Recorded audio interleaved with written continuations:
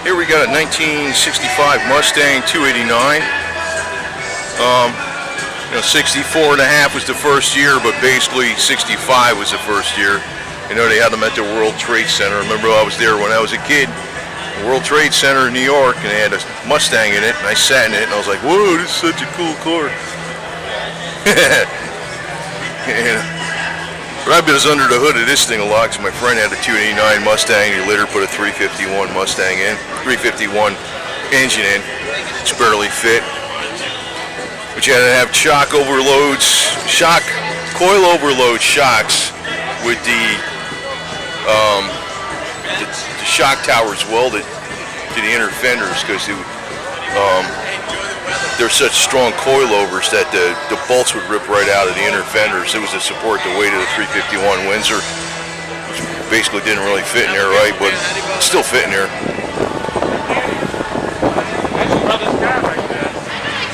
Yeah, that's the interior. He put Mach 1 bucket seats in it though, high backs.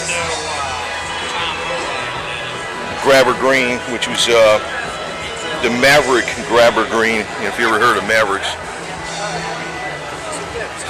Mavericks are pretty cool in a lot of ways, man, if you put the 302. So all you gotta do is put a cam in there and headers. It's a nice car.